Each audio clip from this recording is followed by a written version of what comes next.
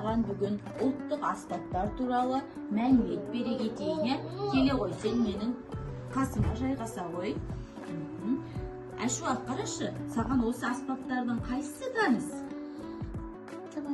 Домбыра, жарайсың. Домбыра біздің ежелден келе жатқан аспаптарымыздың бірі. Айшуақ, қара, мынау бізде қобыз деп аталады, түсінікпі? Ол да бізде ежелден келе жатқан аспаптардың бірі. Мынау бізде жетіген. Айшуақ, қараймыз. Мынау бізде сазсырнай. Мынау бізде сыбызғы деп аталады. Енді біз осы этно дөңгелекке біз өзіміздің ұлттық аспаптарымыздың көлеңкесін жасайық. Сен маған көмектесесің бе? Иә. Ал кеттік. Сен домбыраны ұстап отыр, Айшуақ. Қазір домбыраның көлеңкесімен сызамын.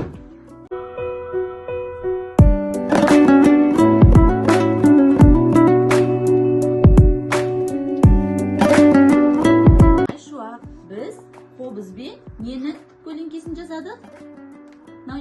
Домбыра. Енді сен мына этно дөңгелекті ұстап отыр.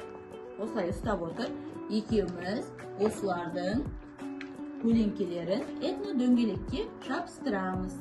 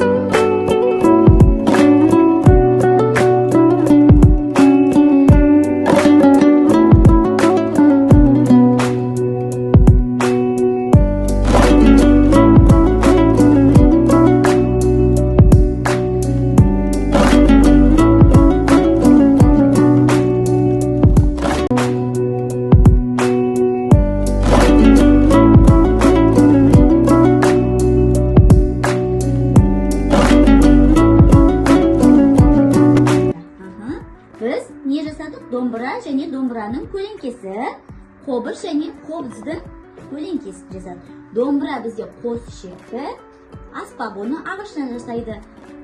Қобызды солай қос ол да ішекті, оны тері мен ағаштан жасайды.